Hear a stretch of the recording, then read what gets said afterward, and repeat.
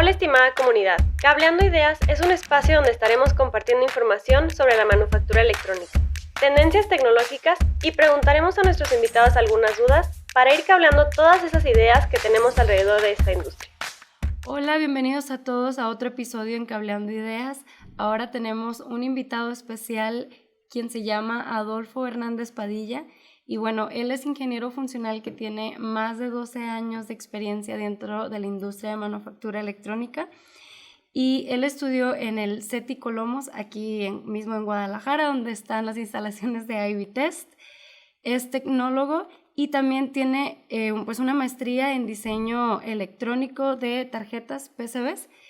Y bueno, Adolfo, bienvenido al programa. ¿Cómo estás? Muy bien, Rebeca, muchas gracias por invitarme. Estoy muy agradecido por la oportunidad que me diste de hacer esta pequeña plática, charla con ustedes. ¿Va? Sí, y sobre todo, pues como comentábamos aquí tras bambalinas, el propósito de esta charla, Adolfo, es que debido a tu experiencia, los otros ingenieros puedan vivir un poco lo que tú has vivido al escucharlo, que escuchen tus experiencias, que se sientan identificados y pues obviamente que aprendan de ti y de tus buenas prácticas pues dentro de la industria. Y bueno, para romper un poquito el hielo, cuéntanos un poquito sobre ti, de tu vida Bueno, profesional, personal, adelante como gustes. ok, bueno, te voy a platicar un poquito de cómo empecé aquí a trabajar en ingeniería, ¿no?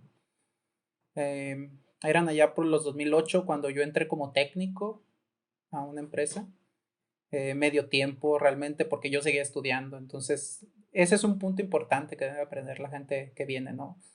Debes de empezar a trabajar también medios turnos o prácticas de medio tiempo en lo que te quieres enfocar, ¿no? En ese caso yo era técnico, me enfoqué como técnico de pruebas, de hecho desde ese entonces, ¿no?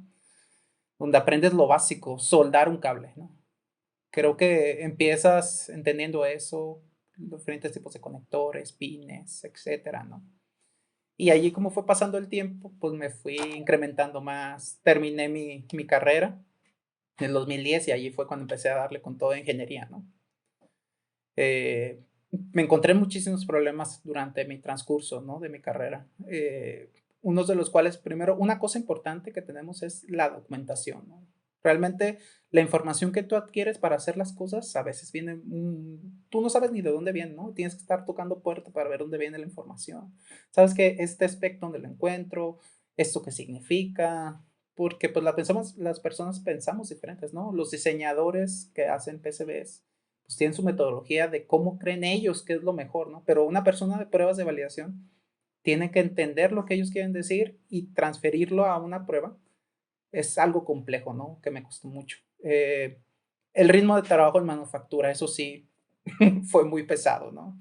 Largas horas al principio, tienes que esforzarte más en tu tiempo. En la área de pruebas, pues no existe el pago por hora, ¿no? O sea, tú estás un contrato definido y tienes que esforzarte y tienes, independientemente si terminas a la 1, a las 2, a las 3 de la mañana, pues la prueba tiene que seguir, ¿no? Manufactura tiene que seguir trabajando.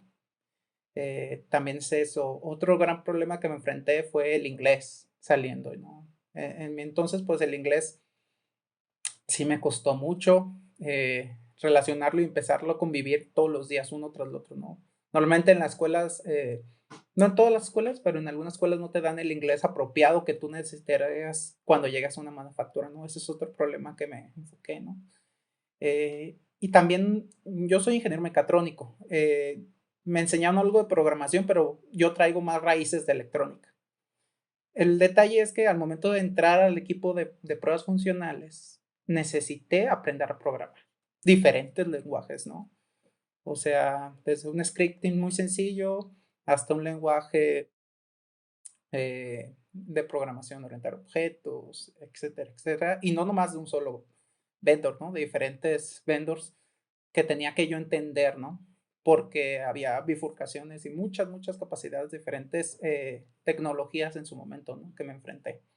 Entonces, más o menos esos fueron como mi reto al iniciar esta carrera, ¿no? Básicamente. Y no parar. Claro, sí, sí, sí. Ahorita lo que tú comentabas de lo que es la unificación entre áreas, pues muchas veces es pues difícil, sobre todo como comentabas, que llega como la parte del diseño previa a que tú la puedas validar. O sea, ha sido un poco difícil para ti ese tipo de aspectos y qué otro, o sea, con qué otra área has sentido como que a lo mejor no está como tan unificada, pues el proceso se podría decir. Mira, un problema también que me he encontrado en muchos lados donde he trabajado, es la planeación del proyecto y los requerimientos del cliente. También eso nos afecta mucho en el aspecto de las pruebas, ¿no? Porque por tiempos tenemos un tiempo limitado, ¿no? Donde tenemos que entender, crear las pruebas, hacer debug, preparar la estación funcional, tenerla lista para tal fecha y que cumpla con todos los requerimientos tanto del cliente como del spec, ¿no? Entonces, ese siempre es un reto, el tiempo. Y también la cobertura de pruebas, que es otro punto muy importante, ¿no? Los clientes quieren todo, ¿no? Si quisieras hacerle todas las pruebas a cualquier producto, tardarías mucho tiempo. Eso es la verdad. Y es muy costoso. Pero el problema ahí es que el ingeniero va a ser capaz de detectar cuáles son las pruebas principales a la cual debemos de abordar en ese producto, que cumpla con los requerimientos necesarios para que el producto salga bien, intentar cubrir casos esquina, ¿no? Lo que es diferentes funcionales sobre la tarjeta que no son casos de uso normales, pero por lo general allí siempre están las fallas. Siempre el detalle es el importante, ¿no? Se nos olvidó poner un pull-up adecuado, no está bien seteado el enable de ciertos devices. Siempre hay detallitos que tú dices, pues es una resistencia, no pasa nada, y tómala, que está mal el valor, que te equivocaste de la situación. Entonces hay que entender bien la situación al momento de hacer las pruebas, ¿no? Y creo que ese tiempo entre lo que es el tiempo del producto y los requerimientos del cliente, creo que es otro problema grande que se tiene que confrontar en esa parte. Sí, eso súmale, como dices tú, los tiempos y además la parte de la cobertura que pues muchas veces la misma planeación, o sea, el mismo proceso no da para que la cobertura sea vamos, o sea, si el cliente te pide un 70, 80% y a lo mejor conforme a todo lo que se vio previamente y no te llega esa cobertura, pues obviamente a ustedes es un poco difícil como seguir pues con el diseño de lo mismo. Sí, es totalmente un requerimiento que es algo muy retador ahorita, sobre todo que cada vez pues las tarjetas vienen más y más pequeñas, es difícil toda la parte de las dimensiones. No sé si nos quisieras platicar un poquito sobre eso, sobre qué es lo que tú ves que viene como tendencia en la parte de diseño de las tarjetas. Mira, como parte de tendencia, pues hay de todos, chile, mole y pozole, ¿no? Para empezar. Pero la tendencia siempre va a ser reducir, reducir, reducir. O sea, te estoy hablando de que puede ser una tarjeta de 16 por 14 pulgadas, tenemos que reducirla a 8, ¿no? Entonces, tienes que ver la forma de cómo ir cambiándola. Siempre, siempre, independientemente del producto, ya sea una KIFO, que es un control de automotriz de un carro, hasta un servidor que son muy grandes, siempre todo se va a tender a ser reducido, ¿no? Y no nomás reduce el tamaño. Quiero más funcionalidad en la tarjeta que me estás dando. Eso provoca muchos problemas, tanto para los diseñadores como para los validadores, ¿sí? Entonces, la tendencia siempre va a ser a bajar de dimensiones, bajar de dimensiones, bajar de dimensiones y aumentar características, features, más, y que me dure más y más barato. O sea, quieren todo, ¿no? Pero bueno, allí es donde nosotros como ingenieros, ese es el reto. Pero aquí es como nosotros debemos de enfrentarlos, obviamente con la mayor respeto posible, decir, ¿sabes qué? Hasta aquí es donde te puedo entregar. Si tú quieres esto, yo necesito esto para poder llegar a tener este logro, este objetivo, ¿no? Creo que la comunicación es clave en el aspecto de lo que viene, ¿no? Porque también tenemos que comunicar bien hasta dónde podemos llegar y lograr. Tal vez si tú quieres una tarjeta más chiquita con más cantidad de feature, tal vez nos puede planear muy pronto, ¿no? Tenemos que analizarlo más y poder ver tanto en la parte de diseño como en la parte de funcionalidad, en la parte de verificación, perdón, que esté bien, ¿no? Entonces la tendencia es reducir, ¿no? Y darle más potencia, trabajar a niveles de voltaje mucho más bajos. ¿Qué quiere decir? No estar trabajando a nivel voltajes de 5 volts, de 3.3, no, es aún más, ¿no? Ya los transistores tenemos que bajarlos más de nivel para bajar la potencia dentro de las tarjetas y poder hacer más operaciones con eso, ¿no? Estamos hablando de trabajar a niveles de 1 volt, 0.8 como valores estándar. Eso es la tendencia que viene en futuros años. Muy bien, Adolfo. Y bueno, tengo otra pregunta que es un tanto controversial, pudiéramos decirlo, pero me gustaría hacértela. Sí, ¿Qué claro. pensamiento se te viene a la mente cuando dicen que las pruebas están subvaloradas dentro de la industria? Bueno, creo que esa pregunta es complicada porque las pruebas es caro, ¿no? A darle un producto calidad, esa calidad te cuesta al momento de fabricar ese producto, ¿no? Entonces, pues, lo que piensa, acuérdate que una empresa siempre quiere ganar y tener los menos gastos posibles, ¿no? Entonces eso, voltean a ver a dónde y pues, pruebas, tú gastas tanto, ¿no? Oyes, pero ¿para qué haces tanta cosa, no? Yo aquí vería dos cosas, ¿no? Creo que todas las pruebas durante la fabricación de un producto son vitales. Deben de existir, no las podemos quitar. Creo que aquí es trabajo de ingeniería, otra vez meternos nosotros como ingenieros, a ver qué pruebas sí podemos hacer y qué pruebas no, discernir, ¿no? Creo que ese es el punto. Podemos llegar a un acuerdo, ¿sabes qué? Yo planeaba en una estación 100 pruebas, pero por tiempos y por costos, porque esa prueba requiere instrumentación y requiere cosas, entonces también por ahí van atacando, ¿no? Porque no, es que me cuesta mucho esta estación, no me saca tanto producto, yo me gustaría más, entonces tienes que pagar un precio, ¿no? Y entonces lo más justo es ajustarnos a las pruebas que sean más estructuradas, que cubran más características. Por eso las pruebas funcionales son muy importantes. Una prueba eléctrica como tal, eh, vamos a medir una resistencia y que esté el valor adecuado, ¿no? Vamos a checar un transistor y que encienda como debe encender. Y ya. Pero una prueba funcional, yo puedo habilitar muchos componentes al mismo tiempo y trabajando al mismo tiempo. Entonces, el ingeniero debe ser capaz de habilitar toda la circuitería que necesita esa parte, tal vez en una sola prueba con cierta estructura, y sale mucho más barato que tener un equipo especializado para medir todas las terminales de la tarjeta, ¿no? Entonces, porque la cobertura, vamos a entrar al área de cobertura, ¿no? Eso también impacta en ese punto que me dijiste, pues. Cuando tú le dices a un project manager, ¿no? Que le estás diciendo, te estoy dando la cobertura en 90%, 80%, pero eso no significa funcionalidad del equipo. Dependiendo porque una cosa es darle funcionalidad a las características de la tarjeta, otra cosa es darle a los componentes. Entonces tienes que hablar bien esa parte, ¿no? Y darle un valor a tu trabajo que estás haciendo con respecto a las pruebas de cada equipo que estés relacionando, ¿no? Entonces creo que eso de sobrevalorado, yo lo pondría en cuestión. Creo que es importante, pero hay que llegar a acuerdos, ¿no? Y a final de cuentas, la calidad del producto que tú saques en un futuro, eso es lo que te va a dar plusvalía y te va a dar calidad y reputación a tu producto, ¿no? Yo no quiero un reloj que me falle a los 4 meses, ¿no? O si me dices que es contra el agua y realmente se me cae con un vaso de agua y se echa a perder, pues también no, o sea, hay detallitos críticos que tienes que cubrir. Porque acuérdate que la reputación, no solo tú como manufactura, sino la reputación de tu cliente como producto, si tú haces algo mal, afecta, ¿no?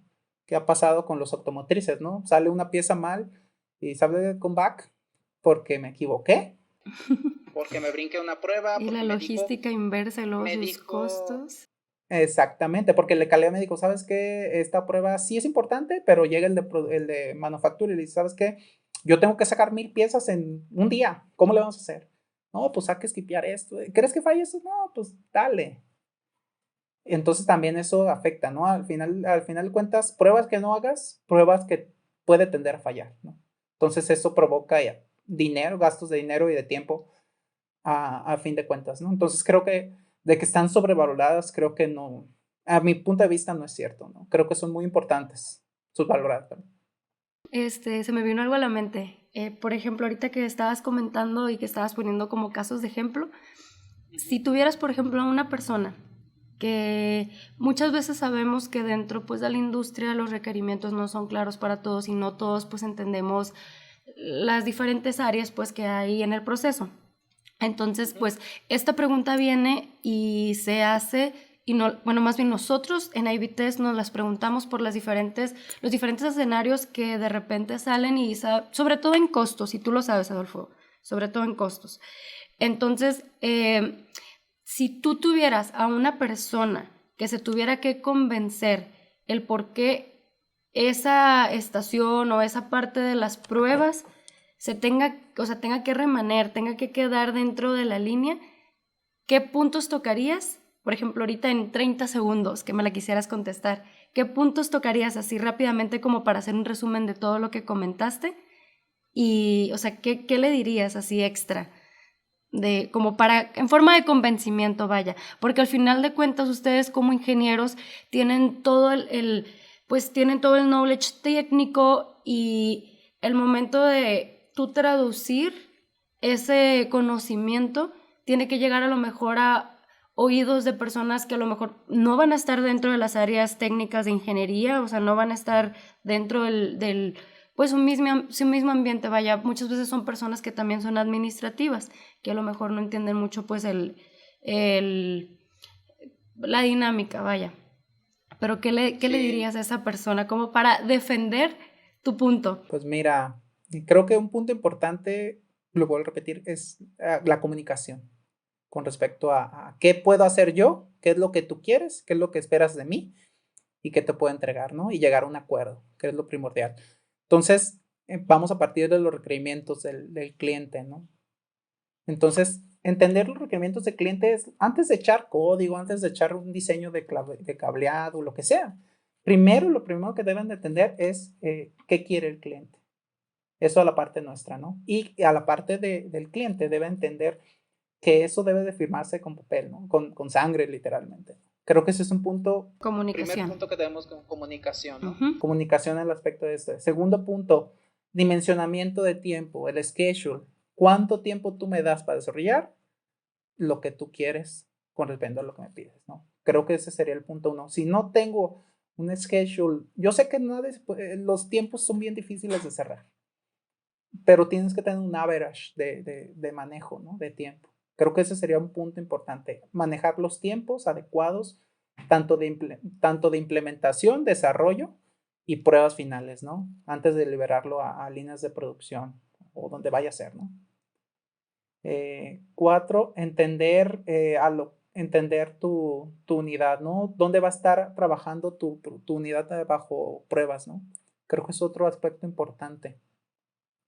El escenario de cómo te recibes tú la tarjeta, cómo la manejas, cómo haces tus pruebas, si la tienes que meter en una chasis, si la tienes que meter en una cámara de temperaturas, todos esos escenarios de cómo tú vas a hacer tu prueba, es importante analizarlo, porque a final de cuentas, si tú te vas en una área donde estás haciendo desarrollo o pruebas en tu laboratorio, pues ahí jala bien chido, ¿no? Es como cuando íbamos en la escuela, ¿no? En mi casa jaló, profe, pero ya llegué y falló. Eso siempre pasa, siempre pasa. Entonces, uno como ingeniero tiene que estar dispuesto a esa parte, a la reacción, ¿no? Yo me voy más a ese punto, a la reacción como ingeniero. Yo veo un problema, intento resolverlo de la mejor forma posible, ¿no? Que es literal, eso hace la ingeniería, ¿no? Resolver problemas. Entonces, ese es otro punto importante que yo creo que deberíamos de tocar. Hablando de mejores prácticas, hablando ya un poco más técnico, como cuáles serían las mejores prácticas que te han funcionado a ti y por qué. Ok, una buena práctica un buen aprendizaje que yo entendí mientras fue mi carrera es ser simple. No embolarte, no querer hacer algo ostentoso, ¿no? De tu prueba. Creo que mientras eres más simple, ya sea en la electrónica o codificando, creo que es más fácil, ¿no? Para debuguear y para ejecutar.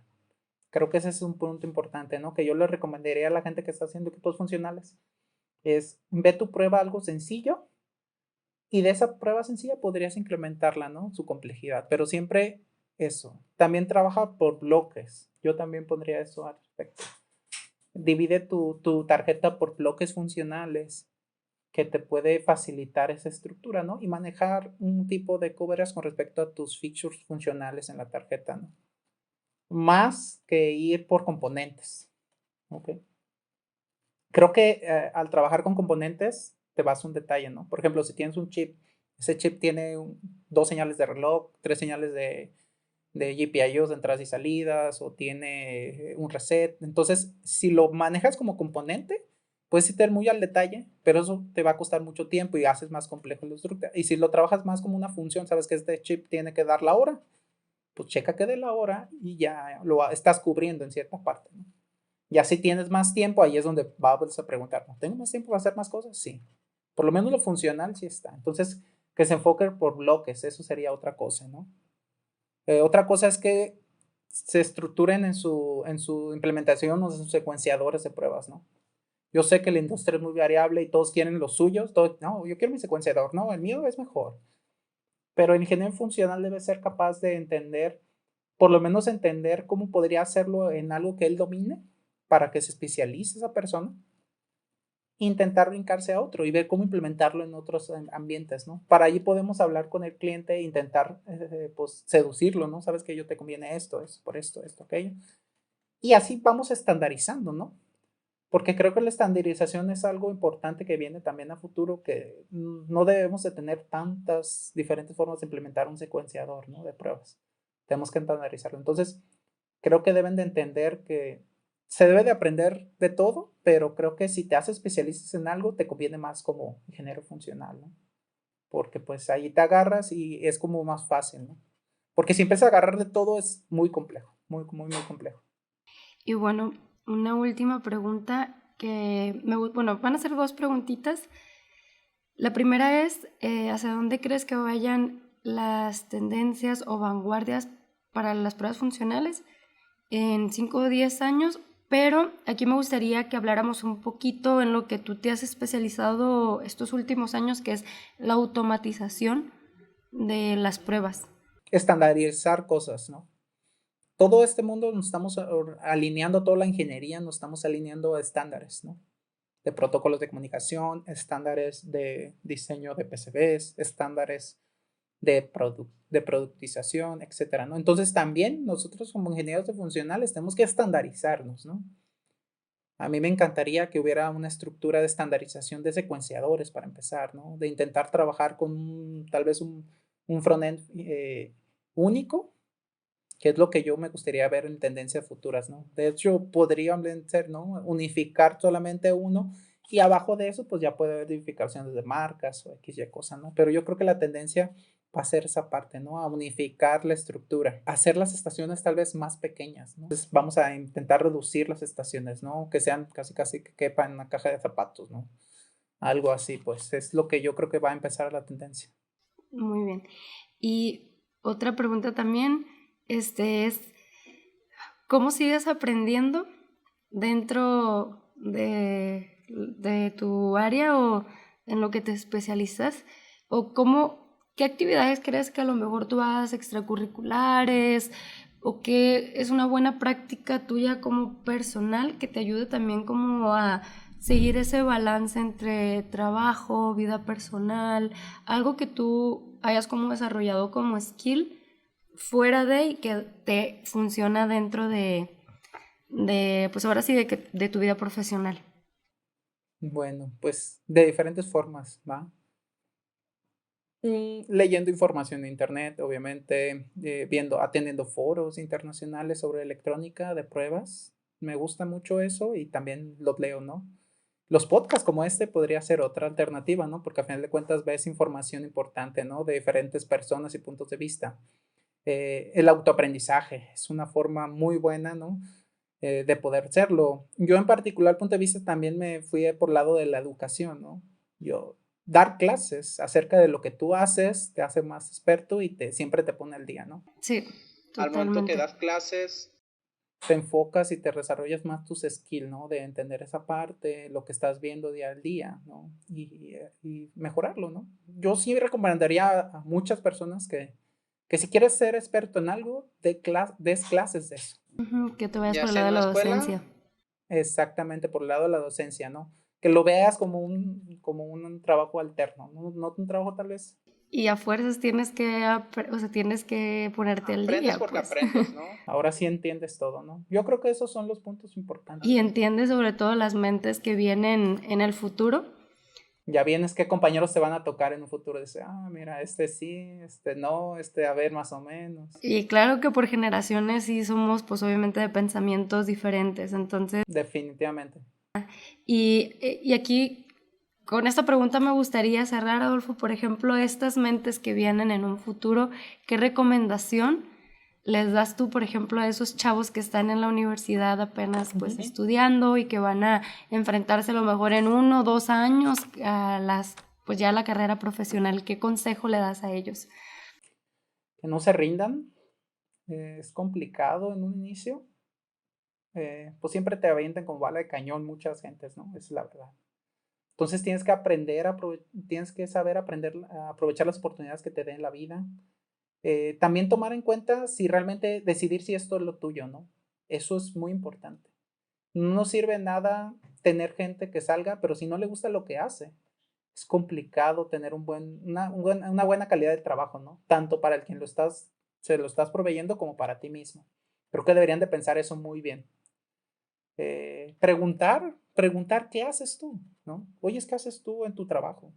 No, pues yo hago estas tarjetitas electrónicas. ¿Y qué es eso? ¿Con qué se come? No, pues esto es. No, pues yo valido. ¿Qué es validar?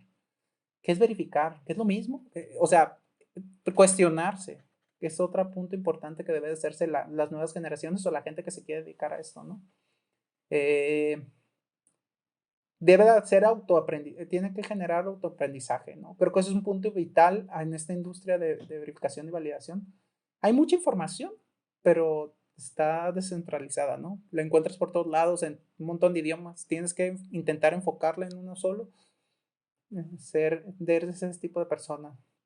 Por ejemplo, como comentabas, el inglés, que es básico para ustedes, es otro español para los ingenieros electrónicos que, sobre todo, pues como tú que estás en el desarrollo de estas pruebas, en el diseño, etcétera, que pues tienes contacto, yo creo, diario con personas que no están aquí en México.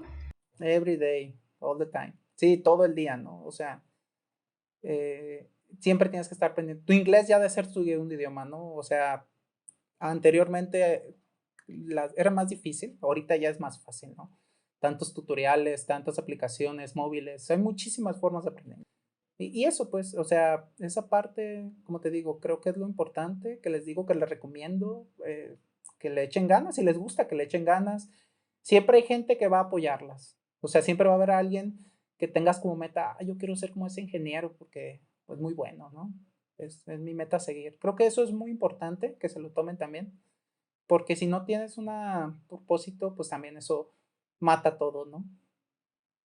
Yo quiero trabajar en esa empresa, yo quiero hacer como lo hace fulanito. Entonces, ponerte metas es también muy importante, ¿no? Y pues vivir tu vida con un propósito.